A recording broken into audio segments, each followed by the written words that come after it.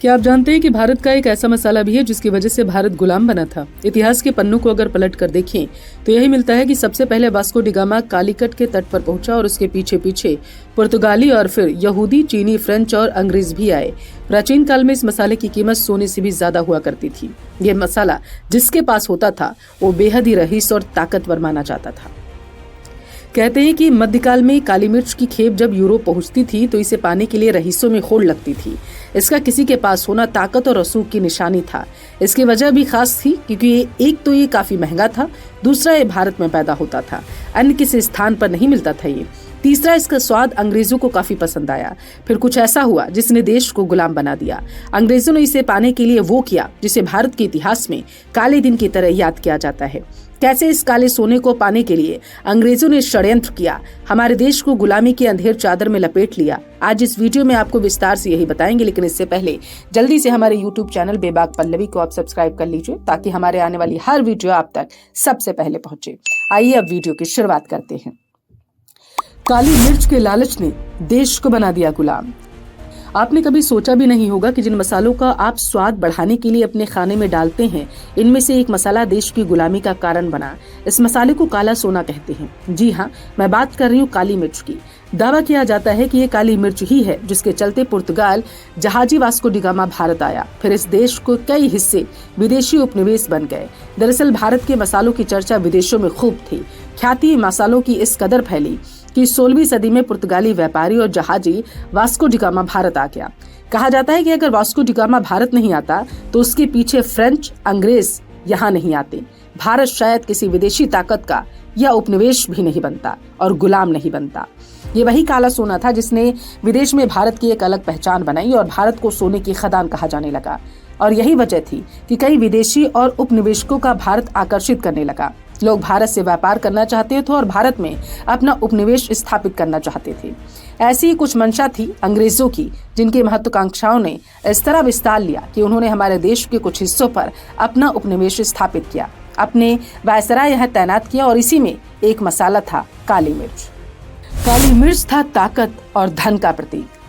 हर कोई मध्यकाल में काली मिर्च यानी इस काले सोने के लिए दीवाना था क्योंकि यूरोप में इसकी खपत बड़े पैमाने पर थी। एक जमाने में काली मिर्च का चलन करेंसी की तरह था। आपको लगता होगा कि ये छोटा सा काला दाना क्या करता होगा, पर यकीन मानिए एक जमाने में काली मिर्च दुनिया भर में ताकत और पैसे का प्रतीक बनकर उभरा।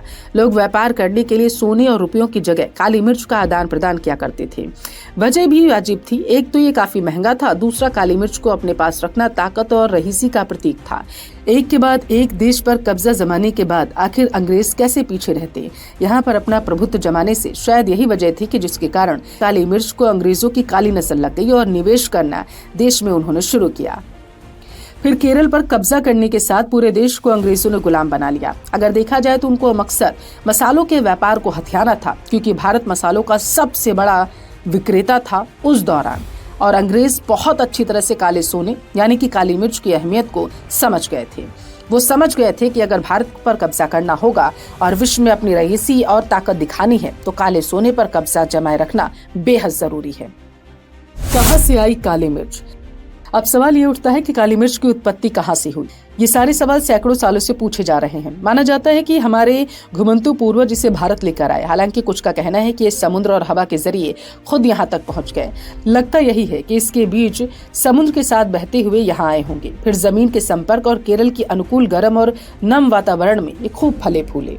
हालांकि माना जाता है कि काली मिर्च मूल रूप से भारत की ही देन है। मध्यकाल में भारत सबसे बड़ी पहचान यही मसाला रहा। सबसे पहले इसका उपयोग हमारे देश में चरक और सुश्रुत जैसे आयुर्वेद के जन्मदाताओं ने अचूक दवाइयों के रूप में किया। केरल के पहाड़ी इलाकों में काली मिर्च के मध्यम दर्जे की पत्तियों वाले पेड़ बहुत से हैं। वहाँ बड़ी बड़ी जमीनों पर इसकी फार्मिंग होती है। ये काम इतने बड़े पैमाने पर होता है कि गाँव, शहरों और लाखों लोगों का जीवन इसी से चलता है। कहते हैं कि केरल में सबसे ज्यादा विदेशी व्यापार काली मिर्च का ही होता है। बड़े पैमाने पर विदेशी मुद्रा कमाई जाती है इससे। मुद्रा के रूप में काली मिर्च का इस्तेमाल।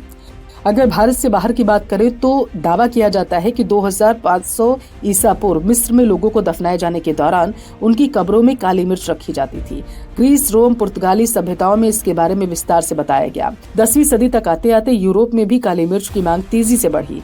इसकी बढ़ती मांग और बेतहाशा कीमत की वजह से इसे ब्लैक गोल्ड का उपयोग मुद्रा के रूप में किया जाने लगा। ब्रिटेनका में जानकारी दी गई है कि किंग ऑफ इंग्लैंड एथेलेड सेकंड 978 और 1013 ईस्वी के बीच उन्होंने व्यापार करने से पहले जर्मन मसाला सौदागरों से शर्त के रूप में 10 पाउंड काली मिर्च की वसूली की थी। अमेरिका में खाई जाती है सबसे ज्यादा काली मिर्च। काली मिर्च के उत्पाद में भारत का भी नंबर 1 रहा था, लेकिन अब ऐसा नहीं है। ताजा जानकारी के अनुसार विश्व भर में वियतनाम काली मिर्च उगाने में सबसे आगे, उसके बाद इंडोनेशिया और फिर भारत का नंबर आता है। इसके बाद ब्राजील और चीन सबसे ज्यादा काली मिर्च उगाते हैं। विशेष बात यह है कि सारे देश काली मिर्च खाने में ज्यादा रुचि नहीं दिखाते। अमेरिका में सबसे ज्यादा काली मिर्च खाई जाती है। एक अनुमान के अनुसार दुनिया भर में जितनी भी काली मिर्च का उत्पादन होता है, अमेरिका उसका 18% इस्तेमाल करता है। वह इस मसाले का सबसे बड़ा आयातक देश है और शायद यही अमेरिका की पसंद रही होगी जो उन्हें भारत खींच लाई, जिसकी वजह से देश को उन्होंने गुलाम बना लिया।